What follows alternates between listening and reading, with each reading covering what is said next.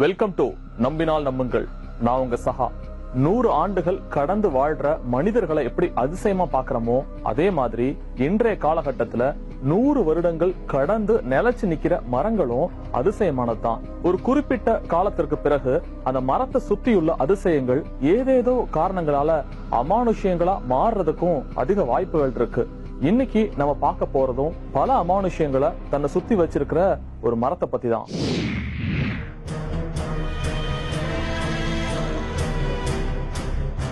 அந்த மரத்துல யாரு ஒரு குச்சி கூட ஏறி ஒரு குச்சி கூட வெட்ட முடியாது.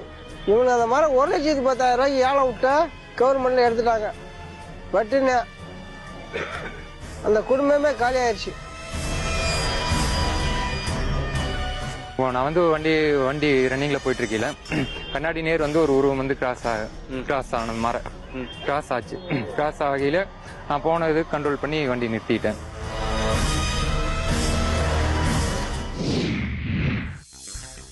நம்பினால் நம்புங்கள் நிகழ்ச்சி மூலமா மீண்டும் உங்களை சந்திக்கிறது விஜயபூபதி.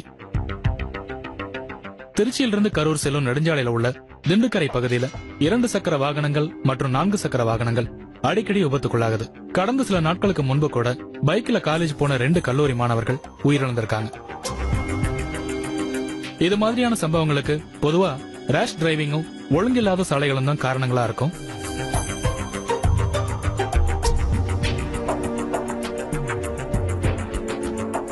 ஆனா திண்டுக்கரை கிராம மக்கள் இந்த தொடர் விபத்துகளுக்கும் மரணங்களுக்கும் காரணமா முன்வைக்கிறது ஒரு மரத்தை.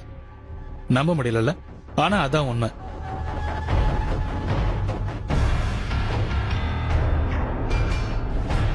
அந்த மரத்தை நினைச்சு திண்டுக்கரை மற்றும் அதை சுத்தியுள்ள பகுதியை சேர்ந்த கிராம மக்கள் அத்தனை பேரும் பல வருஷங்களா உயிர் பயத்தோட இருக்காங்க.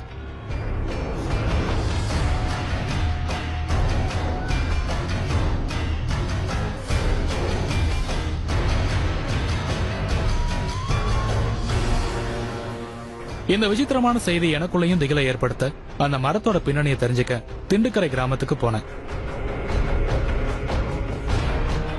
பொதுவா கிராமத்துக்கு ஒதுக்குப்புறமா இருக்கிற மரங்களுக்கு பின்னாடிதான் பேய் பிசாச நம்பிக்கைகள் இருக்கும்.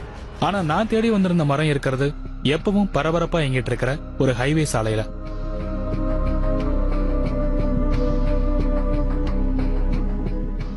இது ஒரு மருத மரம். என்னோட கிராமத்து கோவில்ல இந்த மரத்தை ஒரு புனித மரமா வச்சு மக்கள் வழிபடுத்து வராங்க. ஆனா திண்டுக்கரை மக்களை இந்த மரம் ஏதோ ஒரு விதத்துல பயமுறுத்தி வச்சிருக்கு.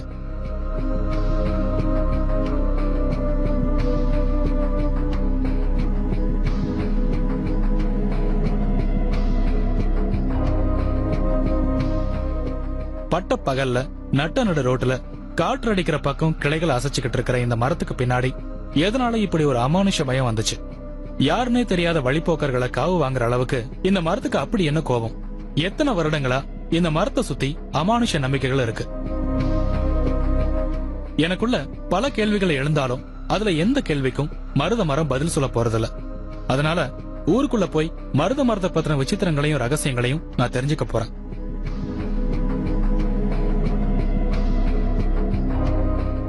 இந்த மரம் பழங்காலத்து மரமா இருக்கிறதால அதோட வீரியத்தை பத்தி ஆழமா தெரிஞ்சுக்க நான் தேடி கண்டுபிடிச்ச நபர் தான் குருவாய். ஏன்னா இவங்களுக்கு குறைஞ்சபட்சம் 80 வயசு தாண்டி இருக்கும்னு அவங்கள பார்க்கும் போதே தெரியுது. அவங்க கிட்ட பேச பேச இந்த வயசுலயும் மருத மரம் பத்தின பயம் அவங்க மனசுல எவ்வளவு ஆழமா இருக்குன்னு தெளிவா புரிஞ்சுக்க முடியுது. கண் எதிரில கொஞ்ச நேரத்துக்கு முன்னாடி பார்த்தவங்க சில நொடிகள்ல மருத மரம் கிட்ட போய் உயிர் விட்டதை பத்தி குருவாய் பாட்டி படபடத்து சொல்றத கேக்குற நமக்கும் கொஞ்சம் திகிலா தான் இருக்கு.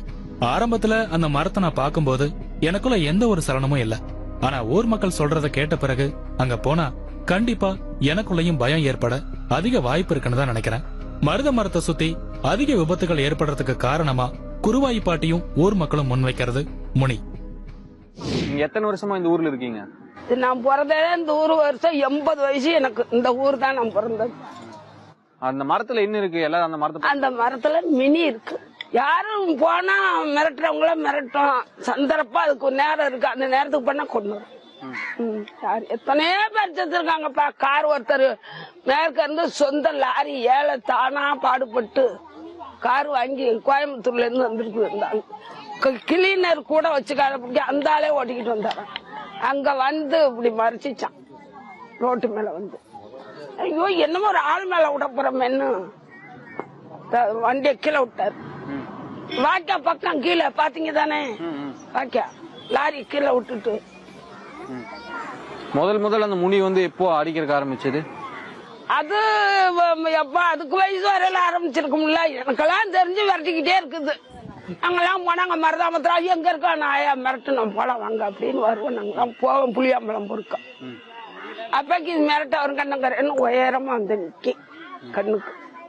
அப்புறம் அதை பார்த்தா நம்மளுக்கு பயந்தான். நாங்களாம் பழவிட்டவங்கனால அதுல அடிப்படலை.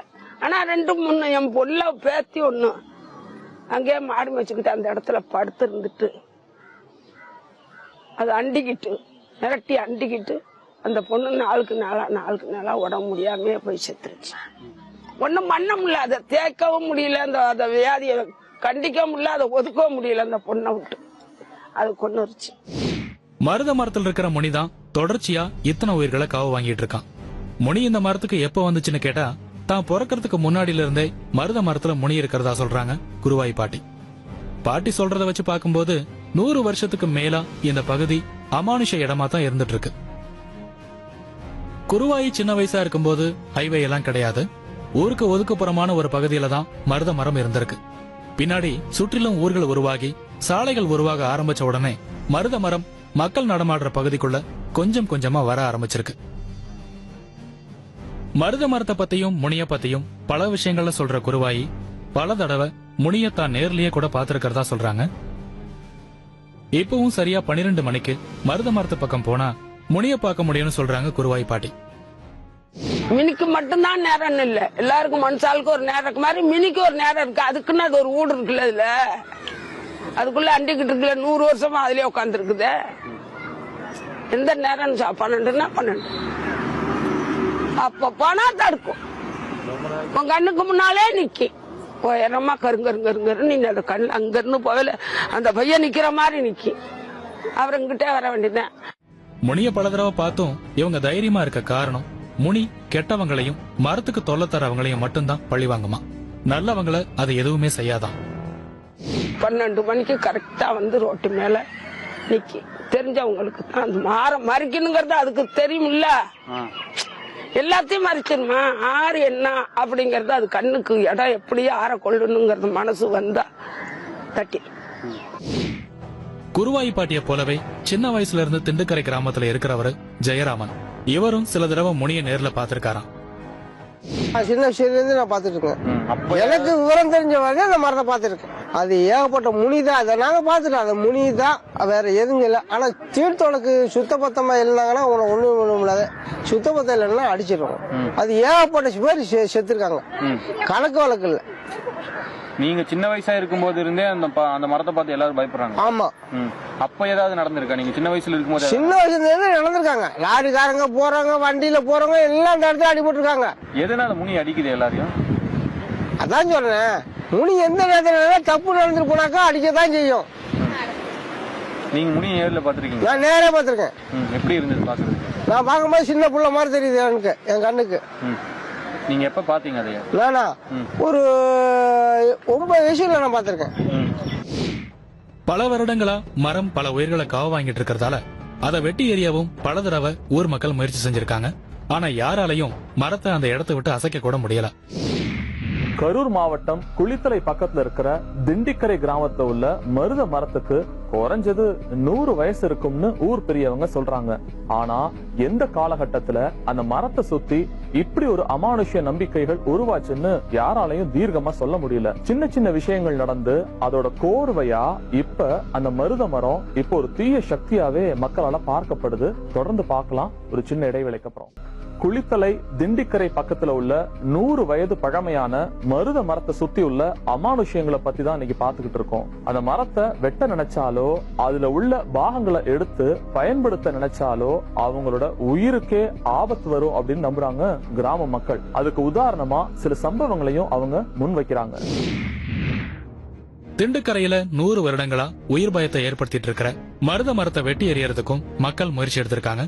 ஆனா மரத்தை வெட்ட முயற்சி பண்ண அத்தனை பேரும் ஏதோ ஒரு விதத்துல பாதிக்கப்பட்டிருக்காங்க. ஒரு சிலருக்கு கோரமான முறையில மரணமும் ஏற்பட்டிருக்கு. மரத்தை வெட்ட நினைக்கிறவங்களுக்கும் அதை செயல்படுத்த முயற்சி செய்யறவங்களுக்கும் ஆபத்துகள் தொடர்ந்து வந்ததால மரத்தை விட்டு ஒதுங்கி இருக்கிறது தான் நல்லதுன்னு நினைக்க ஆரம்பிச்சாங்க திண்டுக்கரை மக்கள். அடுத்ததா மருத மரத்துல அமானுஷத்தால உயிரிழந்ததா சொல்லப்படுறவங்களோட குடும்பத்தை நான் நேர்ல சந்திச்சேன். கடந்த 2006ஆம் வருடம் ஸ்ரீனிவாசனை பறிகொடுத்துட்டு வீடே இப்பவும் கதிகலங்கி போய் நிக்குது. கூடவே இருந்த அண்ணனை பறிகொடுத்த சோகம் இன்னமும் வெங்கடேசன் மனசை விட்டு போகலன்னு அவர் பேசும்போதே நம்மளால உணர முடியுது. வீட்டுல இருந்து வெளியில போயிட்டு வரதா சொல்லிட்டு போன ஸ்ரீனிவாசனை மருத மரம் கிட்ட சடலமா தான் பாத்திருக்காங்க. என் பேர் வெங்கடேசன், எங்க அண்ணன் பேர் வந்து சீனிவாசன். 33 வயசு ஆகுது. எம்பிஎல் முடிச்சிருக்கேன். வண்டியில போய் அந்த இடம் ஒரு மரம் இருக்கு. அந்த இடம் ஒரு டேனிங், ஒரு மோசமான இடம். அந்த டேனிங்ல வந்து உளுந்து கப்ப அப்படியே கிழிஞ்சு செத்து போயிட்டேன். ஏகப்பட்ட பேர் அந்த இடத்துல அடிபட்டு இறந்து போயிட்டாங்க. மருத மரத்துல இருக்கிற அமானுஷ சக்தி தான் ஸ்ரீனிவாசனை பழி வாங்கிட்டதா அவரோட குடும்ப நபர்கள் அத்தனை பேருமே இன்னைக்கு வரைக்கும் நம்புறாங்க. ஸ்ரீனிவாசன் மாதிரியே மருத மரத்தால இறந்ததா நம்பப்படுற இன்னொரு நபர் அன்பழகன். காலம் பூரா கண்கலங்காம காப்பாத்துவாருன்னு நினைச்ச கணவரை மருத மரம் காவு வாங்கிட்டதா சொல்லி தன்னோட துக்கத்தை வெளிப்படுத்துறாங்க மகாலட்சுமி. அன்பழகன் இறந்த பிறகு தையல் மிஷின் மூலமா கிடைக்கிற சொற்ப வருமானத்துல இப்ப வாழ்க்கையை நகர்த்திட்டு இருக்காங்க மகாலட்சுமி. அந்த இடம்லாம் கொஞ்சம் இதா இருக்கு, நீ தனியா போகாத வராது அப்படின்பாரு. ஆனா அவர் எதுக்கும் பயப்பட மாட்டாரு. எல்லாத்தையும் துணிஞ்சு போவார். எந்த இடமா இருந்தாலும் சரி பயப்பட மாட்டாங்க. அவர் நைட்ல காவ பாக்குறவங்க காவக்காரர் அவரு. நைட்ல எல்லாம் காவ பார்ப்பாங்க. அந்த இடம் அந்த ஏரியா ஃபுல்லாவே காவ பார்ப்பாங்க. அப்படிங்கும்போது கோயில் அதெல்லாம் நைட்ல போய் தங்கிப்பாங்க, படுத்துப்பாங்க, சுத்தி வருவாங்க. ஆனா எதுக்கும் ஒரு பயப்பட மாட்டாரு. அந்த இதுலதான் துணிச்சலா நானும் இருந்தேன். இந்த ஊருக்குள்ள வந்து எந்த ஒரு பயமும் இருக்காது, ஒரு தைரியமா இருக்காரு அப்படிங்கறதுல. ஆனா அந்த பாப்பான் படுத்துக்கு பக்கத்துல அந்த மரத்துக்கிட்ட அந்த ரெண்டுக்கும் நடுவில் அந்த டேன் திரும்ப அந்த இடத்துல ஆக்சிடென்ட் ஆகிட்டு தான் இருக்கும். ஸ்ரீனிவாசன் அன்பழகன் மாதிரி திண்டுக்கரையை சேர்ந்த இன்னும் பல பேர் மருத மரத்தால இறந்திருக்கிறதா ஊர் முழுவதும் சொல்றாங்க. ஆண்கள் மட்டுமில்ல, திண்டுக்கரை பெண்களும் இந்த மரத்தால பல வகைகள்ல பீதிக்கு ஆளாகி இருக்காங்க.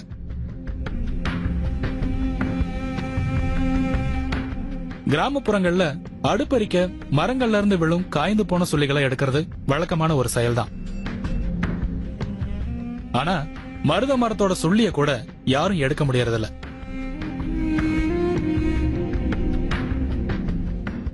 மீறி எடுத்த ஒரு சில பெண்களுக்கு வாய் கை இழுத்திருக்கு. அதுக்கு பிறகு மருத மரத்துல இருந்து ஒரு தூசி துரும்ப கூட தொடறதுக்கு பயப்படுறாங்க கிராம மக்கள். ஐரஸ் இதுல விரவு வெட்டி போட்டு போயிருந்தாங்க. சரி, அது விரவு வெட்டி கிடக்குதுன்ட்டு அந்த சுள்ளி குச்சிங்களை தான் நாங்க ஒரு 4-5 பேர் எல்லாம் சேர்ந்து பொறுக்க போனோம். பொறுக்க போகும்போதே அங்க மரத்துல கலக்கலன்னு ஆடிச்சு. ஆடவுமே எங்களுக்கு அரட்டி வந்துருச்சு. ஐயோ இந்த மாதிரி இருக்க முனிதா வந்துருச்சான்னு எல்லாம் போட்டுட்டு ஒடியாந்துட்டு திருப்பி சரி என்ன சரி பகல் நேரம் தானேன்ட்டு திருப்பி போய் கொண்டு வந்துட்டோம். கொண்டு வந்து வீட்டுல போட்டு எல்லாம் எரிச்சோம். இப்ப அது கொண்டு வந்து 1 மாசம் இருக்கும். எல்லாம் ஆளுக்கு எல்லாம் வீட்டுக்கு எரிச்சுக்கிட்டு இருக்கும் போதே எரிக்கும் போதே எல்லாத்துக்கும் ஒவ்வொருத்தருக்கும் முடியாம போச்சு. காய்ச்சல் வரவும், தலைவலி வரவும், கை காலு இப்படி எல்லாம் இதுன்னு போயிடுச்சு. எல்லாம் ஒருத்தருக்கு ஒருத்தர் கேட்டதுல இன்னொரு பொண்ணுக்குன்னா ரொம்ப கை காலை இழுத்துக்குச்சு, வாய் கொண்டு போச்சு, பேச முடியல, எதுவுமே இது பண்ண முடியல. அப்புறம் எல்லாம் மந்திரிச்சு சரியா போச்சு. அப்புறம் நாங்கெல்லாம் கலந்து பேசி சரி இந்த விறகு கொண்டு வந்ததுனாலதான் இந்த மாதிரி ஆகி போச்சு, நம்ம வெறிக்க கூடாதுன்ட்டு திருப்பி கொண்டு நாங்கெல்லாம் அந்த விறகெல்லாம் பயந்துகிட்டு போட்டு வந்துட்டோம். அதுக்கப்புறம் எந்த தொந்தரவு இல்ல. அதுக்கப்புறம் இல்ல. அப்புறம் எல்லாம் மலையாளிக்கு சாமி கிட்ட வந்து நாங்கெல்லாம் கொஞ்சம் மந்திரிச்சு எல்லாம் இது பண்ணிக்கிட்டோம். எங்க மலையாளி, அது ஊரை காக்குற மலையாளி, அதனால கொஞ்சம் மந்திரிச்சு எல்லாம் இது பண்ணிக்கிட்டோம். அதுக்கப்புறம் எல்லாரும் தைரியமா இருக்கு. இப்ப கொஞ்சம் தைரியமா இருந்தாலும் பயம்தான். அது மருத மரத்தை முன்னாவே பயம். அங்க போறதுக்கே பொழுது விழுந்தாலும் நாங்கெல்லாம் போகவே மாட்டோம். அதுல இருந்து நான் ரொம்ப மருத மரத்தை வெட்டவும் முடியாம அந்த பக்கம் போகவும் முடியாம ஒருவித பயத்தோடைய கிராம மக்கள் இருக்கிறத பார்க்க பரிதாபமா தான் இருக்கு. தமிழகத்துல பல கோவில்கள்ல தல விருட்சமா இருக்கிற மருத மரத்துக்கு ஏராளமான மருத்துவ குணங்கள் இருக்கிறதா நம்பப்படுது. வட இந்தியர்களும் தங்களோட மருத்துவ முறைகள்ல மருதப்பட்டை சூரணத்தை சகல நோய்களை தீர்க்கும் நிவாரணையா இன்னைக்கும் பயன்படுத்திட்டு வராங்க. இப்படி மருத மரத்துக்கு பல மருத்துவ குணங்கள் இருந்தாலும் திண்டிக்கரை கிராமத்துல உள்ள மருத மரத்தை சுத்தி ஒரு அமானுஷ்ய பயம் மட்டும்தான் இன்னைக்கு நிலைச்சிருக்கு. தொடர்ந்து பேசலாம் ஒரு சின்ன இடைவெளிக்கு. திண்டிக்கரை கிராமத்துல உள்ள மருத மரத்தை சுத்தி நடந்த விபத்துக்கள்ல பலர் இறந்து போயிருக்காங்க, சிலர் காயங்களோட தப்பிச்சிருக்காங்க. மருத மரத்து மேல உள்ள பயத்தால இந்த ஆக்சிடென்ட் எல்லாத்துக்குமே காரணம் அந்த மரம் தான்னு ஒரு தன்னிச்சையான முடிவுக்கு வந்துடுறாங்க திண்டிக்கரை மக்கள். இறந்து போனவங்களோட உறவினர்களும் ஒரு எதிரிய பாக்குற மாதிரிதான் மருத மரத்தையும் இப்ப பாக்குறாங்க. திண்டுக்கரையில உள்ள மருத மரத்தை சுத்தி இருக்கிற அமானுஷ நம்பிக்கையும் பயமும் வருடங்கள் ஆக ஆக அதிகரிச்சுக்கிட்டே தான் போகுது. வழக்கமா மருத மரத்தை சுத்தி நடக்கிற விபத்துகள்ல சிக்கிறவங்க யாரும் உயிர் பிழைக்க மாட்டாங்க. அதையும் மீறி பிழைச்சவங்களை பேரதிர்ஷ்டசாலியா தான் பாக்குறாங்க கிராம மக்கள். முனிய நேர்ல பார்த்து விபத்துல இருந்து தப்பிச்ச ஒருத்தர் ஆனந்த். ஆட்டோ ஓட்டுறத தொழிலா வச்சிருக்கிறதால மருத மரத்தை கடந்து பல முறை போக வேண்டிய சூழல் ஆனந்துக்கு ஏற்படும். ஒரு தடவை அப்படி போகும்போது இவரையும் முனி தாக்குறதுக்கு முயற்சி செஞ்சிருக்கு. சாதாரணமா வண்டி ஓட்டி போயிட்டு இருக்கும் போதே தன்னையும் மீறி வண்டியில ஒரு தடுமாற்றம் ஏற்பட்டதா சொல்றாரு ஆனந்த்.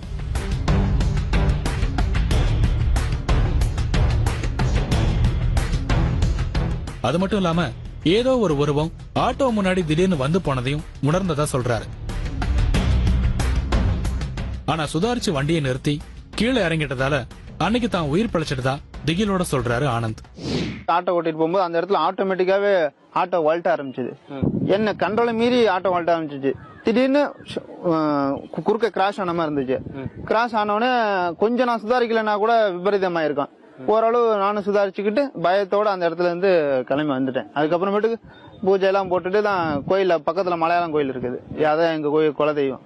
அந்த கோயில போய் சாமி கும்பிட்டதுக்கு அப்புறம் தான் நல்லா இருக்குது.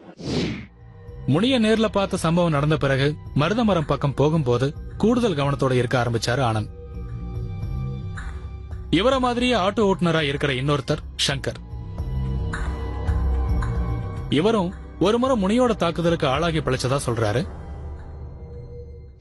வண்டியில போயிட்டு இருக்கீல மரத்துக்கிட்ட வரையில ஒரு உருவம் வந்து ஃபுல்லா கண்ணாடி முன்னாடி வந்து கிராஸ் ஆகி போற மாதிரி கிராஸ் ஆகி போகையிலே பயமாச்சு வண்டியில அலைய ஆரம்பிச்சிருக்கேன். வண்டி அலைய ஆரம்பிக்கல நான் எனக்கு கண்ட்ரோல் பண்ணி வண்டி நிறுத்திட்டாங்க. எங்க ஊர்ல வந்து மரம் முனி இருக்கு பேய் இருக்குன்னு சொல்லுவாங்க, அதாவது பயமுறுத்துறதுக்காக சொல்லுவாங்க. அப்போவெல்லாம் நம்பல. ஆனா அப்போ வந்து நான் நேர்ல பார்த்ததுக்கு அப்புறம் நான் நம்புறேங்க. மருத மரத்தை சுத்தி இவ்வளவு அமானுஷங்கள் இருந்தும் இந்த ஊர்ல மக்கள் இருக்கிறதுக்கு காரணம் அவங்க கடவுளா வழிபடுற மலையாள சாமி. தங்களோட சாமி மட்டும் இல்லனா மருத மரத்துல போற உயிரோட எண்ணிக்கை பல மடங்கு அதிகரிச்சிடுன்னு சொல்றாங்க திண்டுக்கரை கிராம மக்கள். ஆரம்பத்துல நான் இந்த பக்கம் வந்தப்போ எனக்கு எந்த ஒரு பயமும் ஏற்படல. ஆனா மக்கள் சொன்ன கதைகளை கேட்ட பிறகு என்னோட கார் டிரைவரையே என்னையும் அறியாம நான் கொஞ்சம் ஜாக்கிரதையா இருக்க சொன்னேன். மரத்துல அமானுஷம் இருக்கோ இல்லையோ, மக்களோட நம்பிக்கைகளை கேட்டா நமக்கும் கண்டிப்பா மருத மரத்தை பார்த்து ஒருவித மிரட்சி ஏற்படத்தான் செய்யுது. சாலை அகலப்படுத்தும் போது சில கோவில்களை இடிக்கவே முடியாம பல தடங்கல்கள் ஏற்பட்டிருக்கிறத நான் கேள்விப்பட்டிருக்கேன். அதே மாதிரியான தொடர் நிகழ்வு தான் திண்டுக்கரை கிராமத்துல உள்ள மருத மரத்தை சுத்தியும் நடந்துகிட்டு இருக்கு. ஒரே ஒரு வித்தியாசம் என்னன்னா, இந்த நிகழ்வுல மக்கள் மருத மரத்தை ஒரு தீய சக்தியாவே பாக்குறதுதான். மீண்டும் நம்பினால் நம்புங்கள் நிகழ்ச்சியில நாளை சந்திக்கலாம். அதுவரை நன்றி கூறுவது சஹா.